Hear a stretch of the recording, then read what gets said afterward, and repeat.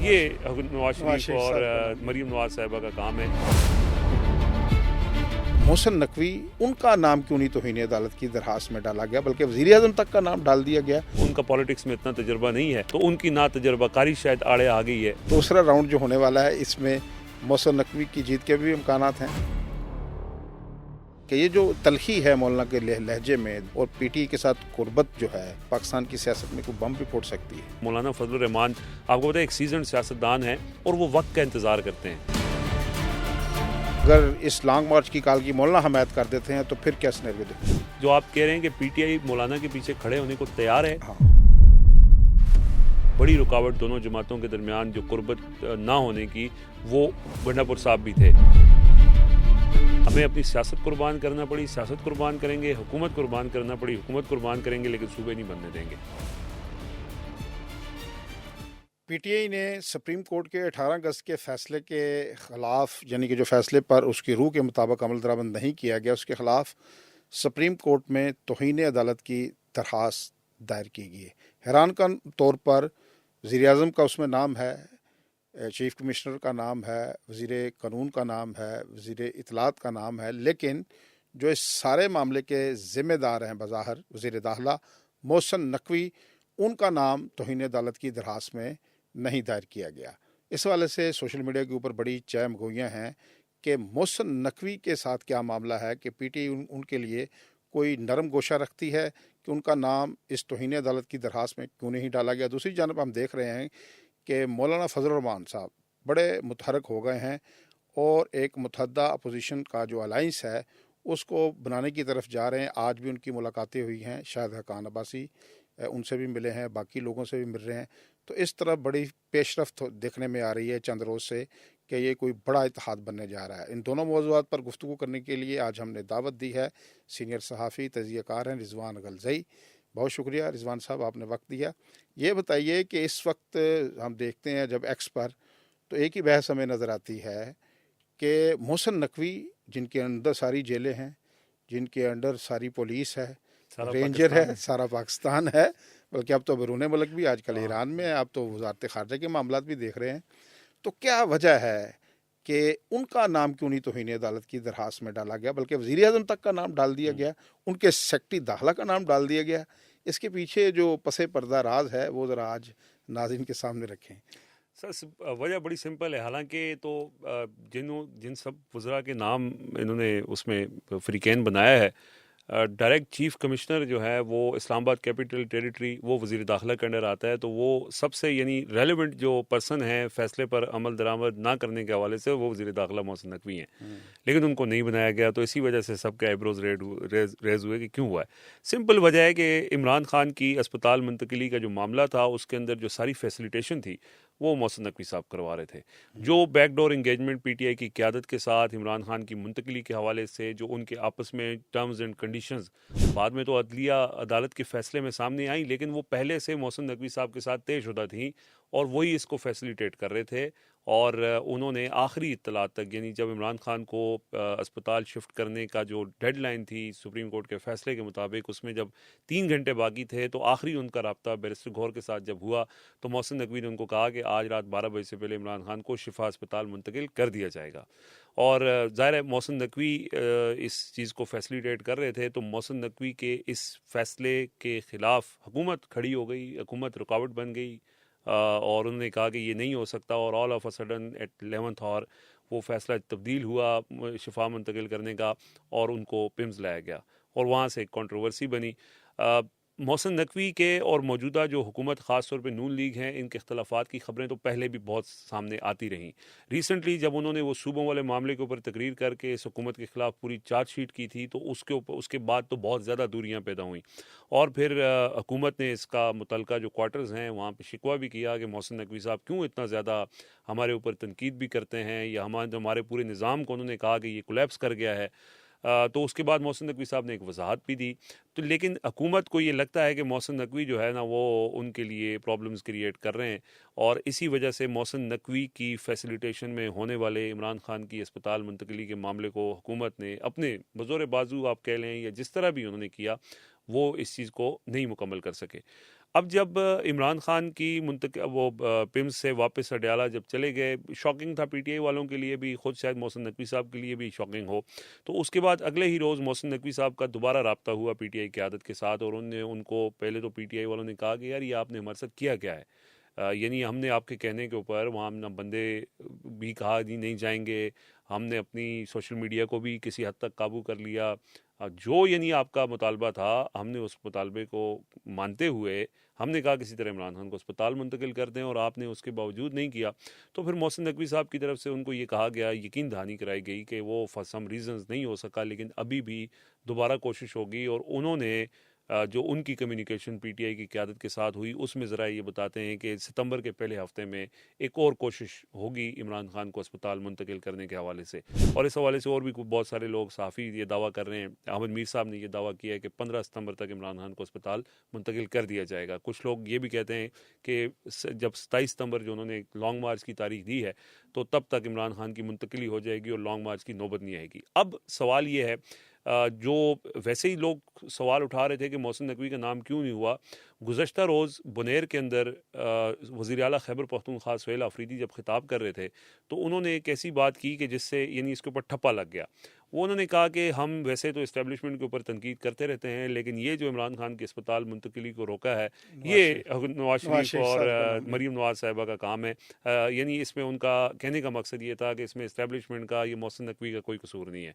और दूसरा, मोहसिन नकवी साहब ने उनको चूँकि यकीन दहानी करवाई हुई है और उनके आपस में इंगेजमेंट चल रही है, तो पीटीआई ने मुनासिब ये समझा है कि इसमें उनको फरीक ना बनाए, यानी उनके लिए कोई प्रॉब्लम क्रिएट ना हो। यानी कि आपके तज़िये को अगर दुरुस्त मान लिया जाए तो जो बंदा सहूलतकारी कर रहा था, तो पीटीआई उसे क्यों तौहीन अदालत का मुर्तकब करार देगी। और जो कोशिश कर रहा था, वाहिद आदमी जो कोशिश कर रहा था और जिसने यानी उसकी कोशिश के नतीजे में ही सुप्रीम कोर्ट ने फैसला दे दिया और मुंतकिली भी हो गई, इंतजामात भी हो गए, वो तो बाद में ज़ाहिर है हुकूमत भी अपने एक असर तो रखती है, मतलब वफाकी हुकूमत है, ठीक है इस वक्त इख्तियारात शायद उन हुकूमत के पास, जो सिविलियन गवर्नमेंट है उसके पास बहुत ज़्यादा नहीं है, लेकिन इस तरह की जब थोड़ी सी जहाँ ज़िद का मामला आ जाता है, तो वहाँ तो फिर आपको पता है कि इसका बात बनवा मतलब ली है जाती है। कि नून लीग ने जो वज़ीर दाखिला की काविशें थी मोहसिन नकवी की, उनको सबोटाज कर दिया। सबोटाज किया, और ये अभी ना रिसेंटली सिर्फ सबोटाज किया, बल्कि इस मामले में जो उनकी काविशें थी शायद एस्टेब्लिशमेंट की मर्जी से हों, यही तासर तो यही मिलता है, क्योंकि एस्टेब्लिशमेंट के वो चेहरा माने जाते हैं इस हुकूमत में। तो फिर इससे ये अख़ज़ किया जाए कि ये जो एस्टेब्लिशमेंट की काविश थी, मोहसिन नकवी की काविश थी, इसे नून लीग की जो मौजूदा हुकूमत है इसने नाकाम बना दिया। जी, ये बिल्कुल एग्जैक्टली इसी तरह हुआ है। और ये अभी रिसेंट पास में दो ऐसे मौके हैं जहाँ पे मोहसिन नकवी साहब के ऊपर ये जो नून लीग हुकूमत आप कह लें या सिविलियन हुकूमत कह लें, ये भारी नज़र आई है। एक तो उन्होंने जब वो जो स्टेटमेंट दी थी जिसमें उन्होंने नून लीग और पीपल्स पार्टी को तनकीद का निशाना बनाया था, वो बाद में उन्होंने उसकी वजाहत दी, और ज़रा ये बताते हैं कि नवाज शरीफ साहब को ये बात बहुत बुरी लगी थी, और उन्होंने ये कहा था कि पहले तो कुछ लोगों ने ये भी कहा कि उनका मुतालबा था कि मोहसिन नकवी साहब इस्तीफ़ा दे दें, लेकिन फिर बात कुछ लोग बीच में पड़े, शहबाज शरीफ चूँकि मफाहमत के दाई हैं, हाँ, तो वो बात फिर वजाहत पे ख़त्म हुई, और मोहसिन नकवी साहब ने लाहौर से कुछ साफ़ी बुलाए और उनके साथ चलते चलते गुफ्तगू में कहा कि नहीं जी, मेरा मकसद तो ऐसा कोई नहीं था, ये हुकूमत 5 साल पूरे करेगी, और मैं तो ओवरऑल निज़ाम की ओवरऑल बात कर रहा था। लेकिन वहाँ पे भी मोहसिन नकवी साहब को अपने बयान से रुजू करना पड़ा। पहला मौका वो था, और दूसरा मौका ये था कि यहाँ पे वो एक कोशिश कर रहे थे इमरान खान को मुंतकिल करने के हवाले से, उसमें हुकूमत जो है अगर हम ये कहें कि इस हुकूमत में पीटीआई के सबसे बड़े सहूलतकार, नरम गोशा रखने वाले मोहसिन नकवी हैं, तो ये बेजा तो नहीं होगा। जो अभी पिछले कुछ अरसे से जो एपिसोड्स हुई हैं, ये कहना गलत नहीं होगा कि मोहसिन नकवी साहब इस वक्त पीटीआई के लिए आसानियां पैदा करने में सबसे ज़्यादा किरदार अदा कर रहे हैं। तो अगर उन्होंने ये काविश नाकाम बनाई जब अचानक बम फटा नून लीग के ऊपर, तो अब तो उन्हें पता है कि ये फिर एफर्ट फिर होगी, तो क्या अगले मरहले में जो दूसरा मरहला होगा सियासी लड़ाई का कह लें, उसमें पहले राउंड में तो नून लीग फातेह होगी, जी हाँ जी, दूसरा राउंड जो होने वाला है इसमें मोहसिन नकवी की जीत के भी इम्कानात हैं। देखें, इसमें चूंकि एक तो मुस्लिम लीग नून एक एक्सपीरियंस जमात है ना, उनको पता है कि किस तरह वारदातें होती हैं और किस तरह वारदातों को नाकाम बनाया जाता है। मैंने भी कहा था, एक जगह में मुझे पूछा गया था, तो मैंने कहा था कि नून लीग पीटीआई की तरह रिएक्ट नहीं करेगी, हाँ जी, वो इसका तोड़ निकालेंगे और खामोशी से निकालेंगे। देखें ना, टाइम पे निकालेंगे। नवाज शरीफ की अस्पताल मुंतकिली या जो बैरून मुल्क इलाज के लिए जब मुंतकिली का मामला था, तो उस वक्त ज़ाहिर कोशिशें सिविलियन गवर्नमेंट की तो नहीं थी, उन्होंने रिपोर्ट्स बनी, वो कैसे बनी, वो सारी चीज़ें रिकॉर्ड के ऊपर भी अब आ चुकी हैं, लेकिन पीटीआई उसमें कुछ नहीं कर सकी। उन्होंने जैसे प्लान था उसके मुताबिक उन्हें इजाज़त दी और मियाँ साहब चले गए। बल्कि ये हुआ कि इजाज़त इनके हाथों से दिलवाई इनके गई। हाथों से दिलवाई गई, काबीना के अंदर पूरी मतलब रिपोर्ट ये तो पेश हुई। अदालती फैसले के नतीजे में जा रहे थे ना पिम्स, एग्जैक्टली। पिम्स नहीं शिफा, शिफा, जी जी। बाद में हुकूमत पिम्स ले गई। हम्म। तो ये तो सारा मामला उस वक्त का जो मियां नवाज शरीफ का मामला था वो तो सब का सब खान साहब के हाथों प्योरली से इंतजामी, सरंजाम हाँ पाया। जी हाँ, बिल्कुल ऐसा ही है। और वो सरंजाम पर पढ़वाया गया, आप ये समझ लेना कि अगर उन्होंने ऐसे हालात बना दिए ऐसे गए। हालात बना दिए गए, और ये ज़ाहिर है उनका यही तजर्बाकारी का ये फ़ायदा होता है। और अब जब ऐसा मौका बना है तो मोहसिन नकवी साहब, चूंकि उनका पॉलिटिक्स में इतना तजर्बा नहीं है, तो उनकी ना तजर्बाकारी शायद आड़े आ गई है, तो इसी अब जो दूसरा मरहला है तो उसमें दूसरा शायद वो राउंड ज़्यादा बेहतर तैयारी के साथ अपनी कोई गेम यानी बनाएंगे। कि दूसरे राउंड का फिर नाज़रीन हमें इंतजार करना इंतजार रहेगा, पड़ेगा। सितंबर में दूसरा राउंड शुरू होगा। सितंबर कहते हैं, सितमगर भी होता है, देखिए क्या निकलता है सितंबर में। अभी रिजवान साहब, ये जो मुतहदा अपोजिशन का एक फिर गलगला हम सुन रहे हैं मौलाना फजल रहमान साहब की क़यादत में, पहले भी हमने देखा काविशें हुई, कुर्बतें हुई मौलाना फजल रहमान के साथ पीटीआई की, फिर बीच में इख्तलाफात आ जाते हैं क्योंकि खैबर पख्तूनख्वा एक ही ग्राउंड है, उसके दो दावेदार हैं, तो ये भी चीज़ें आड़ी आती हैं। और माजी भी काफ़ी तल्ख रहा है JUIFA का और पीटीआई का, क्योंकि अली मीन गंडापुर के मुकाबले में इलेक्शन जीतते जी हैं हाँ। और मुसलसल जीत रहे हैं, तो इस वजह से भी चीज़ें आड़े आ जाती हैं। इस दफ़ा जब मौलाना फजल रहमान पूरा खम ठोक कर मैदान में निकले हैं और आसार इस तरह के नज़र आते हैं कि वो जब पीटीआई भी अब वो पुराना गुस्सा नहीं रहा उनके दिल में, वो नफ़रत भी नहीं रही मौलाना साहब के बारे में, वो जो नाम लिया करते थे हम नहीं लेते, वो अब नाम भी नहीं ले रहे, उनका जो नाम बगाड़ कर लेते थे मौलाना का। तो अभी बड़ी कुर्बतें हैं। क्या ये जो कावश इस बार हो रही है ये नतीजा खेज लगती है, किसी तरह फिर करीब आएंगे फिर दूर हो जाएंगे? देखें सर, ये जो जब ये नई असम्बली बनी तो दोनों जमातें अपोजिशन में थीं, तो दोनों अतराफ से कोशिशें ये थीं कि ये अपोजिशन में जब चलना है तो इकट्ठे चलना है, तो कोशिश हुई। शुरू में जैसे आपने कहा कि अली अमीन गंडापुर जब वज़ीर आला खैबर पख्तूनख्वा थे, तो एक बड़ी रुकावट दोनों जमातों के दरमियान जो कुर्बत ना होने की, वो गंडापुर साहब भी थे और तहफ़्फ़ुज़ात दोनों अतराफ थे। जब वो चले गए तो उसके बाद फिर ज़्यादा संजीदा कोशिशें शुरू हुई और फिर बार बार बैक टू बैक बहुत ज़्यादा इन दोनों जमातों के दरमियान मुलाकातें भी रहीं और कोई कॉमन ग्राउंड तलाश करने की कोशिश की जाती रही कि कहीं, क्योंकि पीटीआई उनके ऊपर बहुत ज़्यादा पाबंदियाँ थीं, मतलब उनको इजाज़त नहीं थी एहतजाज करने की, जलसे करने की, बाकी भी जिस तरह की सख्तियां हैं वो आपके सामने ही हैं। तो उसमें उनको ज़रूरत थी एक ऐसी पॉलिटिकल फोर्स की जो पार्लियामेंट के अंदर भी अपना फुटप्रिंट रखती हो और पार्लियामेंट के बाहर भी रखती हो, क्योंकि ये इसमें तो कोई दो राय नहीं है कि मौलाना फजल रहमान स्ट्रीट पावर तो रखते हैं और उन्होंने साबित भी किया है ओवर द ईयर्स। तो फिर ये सिलसिला शुरू हुआ और फिर मौलाना फजल रहमान को कहा गया कि ये जो अपोजिशन का अलायंस बना हुआ है तहरीक तहफ़्फ़ुज़ ऐन पाकिस्तान, आप इसके अंदर शामिल हो जाएं। तो इसमें जो JUI के सोर्सेज हैं वो ये बताते हैं कि उनको इस पर कुछ रिजर्वेशंस थी और वो ये समझते थे कि ये अपोजिशन का अलायंस हमारी पूछे बगैर, हमारी मुशावरत के बगैर बना है, तो ऐसे किसी ये जो तहरीक तहफ़्फ़ुज़ ऐन पाकिस्तान जो अचकज़ई साहब जिसके सरबराह हैं, और फिर कहीं ना कहीं मौलाना फजल रहमान और अचकज़ई साहब के दरमियान भी यानी कन्फ्लिक्ट था है, उनके भी कोई इतने अच्छे बज़ाहिर तो बहुत अच्छे मरासम हैं, लेकिन आपको पता है कि बड़े लीडर्स के दरमियान इस तरह की चीज़ें रहती हैं, तो ये एक बड़ी वो रिकॉर्ड थी। अभी ये जो अलायंस बनने जा रहा है, ये दोनों जमातों की ख्वाहिशात से ज़्यादा ये इस वक्त जो हालात पैदा हो गए हैं, ये जिस तरह की सूरत हाल पाकिस्तानी सियासत में हम देख रहे हैं, यानी उसके अंदर खैबर पख्तूनख्वा और बलूचिस्तान के हालात को देखें, फिर नए सूबों का मामला है, 28वीं तरमीम का मामला है, पीपल्स पार्टी की नाराज़गी है, ये सारी चीज़ें जो हैं वो अब जमा होकर एक ऐसी सूरत हाल पैदा हो गई है कि इसमें अब पॉलिटिकल फोर्सेस को सामने आना, और मौलाना फजल रहमान आपको पता है एक सीजन सियासतदान है और वो वक्त का इंतज़ार करते हैं, और अब वो समझते हैं कि वो वक्त आ गया और इस बार उन्होंने खुद इनिशिएटिव लिया, वो खुद चल के अपोजिशन की ये जो तहरीक तहफ़्फ़ुज़ इस बार हम देख रहे हैं रिजवान साहब कथा कलामी की माजरत के मौलाना साहब का लहजा जो है ना वो बड़ा तल्ख होता जा रहा है। एग्जैक्टली, ठीक है ना, माजी में हमने ऐसा नहीं देखा हुआ। ठीक है, एक तो सवाल ये है कि पहले ये इसका वजाहत करें ना कि ये जो तलखी है मौलाना के लहजे में धरई है जो बहुत ज़्यादा, और पीटी के साथ कुर्बत जो है, ये क्या को पाकिस्तान की सियासत में कोई बम भी फोड़ सकती है? बिल्कुल सर, क्योंकि ये जो अलायंस है ना, ये कोई छोटी चीज़ नहीं है। ये तो इसका इनिशिएटिव मौलाना ने खुद लिया है। मौलाना ने उनको ये कहा है कि अब हम मुत्तहिदा अपोजिशन का एक अलायंस बनाएंगे, और उसमें जो पीटीआई ये कह रही थी कि मौलाना लीड लें, तो इसमें मौलाना एग्री हुए हैं कि वो इसमें लीड लेंगे। आज बाज़ाब्ता उनका पहला इजलास पार्लियामेंट हाउस के अंदर पार्लिमानी पार्टी का, जो मुत्तहिदा अपोजिशन की जो जॉइंट पार्लिमानी पार्टी है, उसका इजलास, उसमें मौलाना फजल रहमान उसको चेयर करेंगे। और फिर मैं इस पे ज़ाहिर है जब ये ख़बर सामने आई तो जो जेयूआई के सोर्सेज हैं उनसे भी रब्ता किया और उनसे ये पूछा स्पेसिफिकली मैंने कि क्या ये अलायंस सिर्फ पार्लियामेंट के अंदर होगा, यानी आपने ऐवान के अंदर कोई मुखालफत करनी है, कानून साजी के हवाले से चीज़ें करनी है, शुरू एहतजाज तो यहाँ करने। से बात हुई थी। हाँ, तो उन्होंने ये कहा कि ये सिर्फ पार्लियामेंट के अंदर तक महदूद नहीं होगा, ये पार्लियामेंट के बाहर भी अलायंस होगा, यानी आगे चल के अगर किसी एहतजाज सड़कों पे निकलना है, कोई तहरीक चलानी है, तो उसमें भी ये जॉइंट अपोजिशन तहरीक चलाएगी।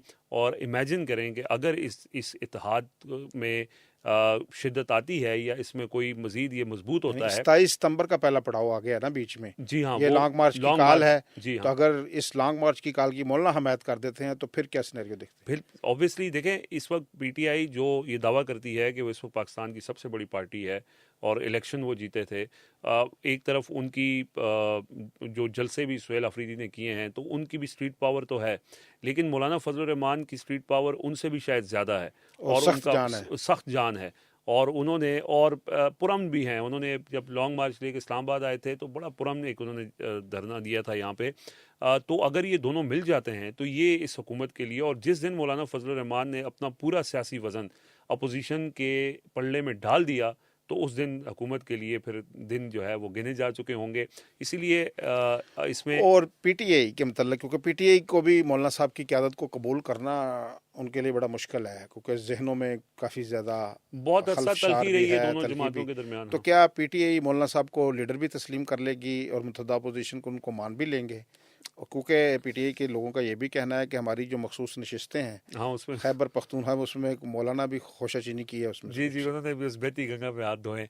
अच्छा, इसमें हमारी ज़ाहिर है इसमें जो उनकी मुलाकातें होती रही हैं तो पीटीआई की तरफ से मौलाना फजल रहमान को इस बात के ऊपर भी कहा जाता रहा कि अगर कोई ऐसी सिचुएशन बनती है कि मौलाना फजल रहमान अपोजिशन लीडर बनना चाहते हैं, तो जहाँ अचकज़ई साहब एक सीट के साथ अपोजिशन लीडर बन चुके हैं, बन सकते हैं, तो मौलाना फजल रहमान भी अपोजिशन लीडर बन सकते हैं।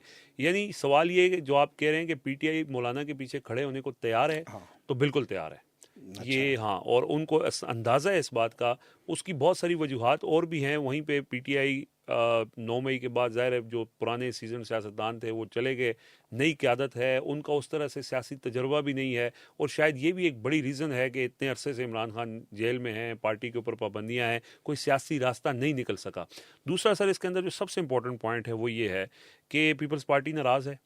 पीपल्स पार्टी पीटीआई के करीब आना चाहती है, और उसके अंदर अगर कोई दोनों के दरमियान कोई ब्रिज बन सकता है तो वो मौलाना फजल रहमान है। और मौलाना फजल रहमान ज़ाहिर है सियासत के बड़े खिलाड़ी हैं, इत्तेहाद बनाना तोड़ना एक अरसे से उनका ये काम रहा है, एक्सपीरियंस उनका रहा है। तो इसके अंदर उनकी कोशिश पहले भी ये रही है, बिलावल भुट्टो जरदारी भी अपनी इस ख्वाहिश का इजहार कर चुके हैं। तो मुस्तकबिल में जैसे सूबों का मामला है, पीपल्स पार्टी उस पर एक मौक़िफ़ तो रखती है, और उसमें यानी कुछ लोग तो ये दावा कर रहे हैं, सीनियर सहाफ़ी का ये दावा है कि आसिफ जरदारी साहब ज़हनी तौर पे ऐवान सदर छोड़ चुके हैं, यानी वो तैयार हैं शायद। अब इसमें कितनी हकीकत है ये तो ज़ाहिर है वक्त ही बताएगा, लेकिन पीपल्स पार्टी के जो बयानात हैं, यानी नासिर हुसैन शाह सूबाई वज़ीर, उन्होंने टीवी पे ये बयान दिया कि हमें अपनी सियासत कुर्बान करना पड़ी सियासत कुर्बान करेंगे, हुकूमत कुर्बान करना पड़ी हुकूमत कुर्बान करेंगे, लेकिन सूबे नहीं बनने देंगे।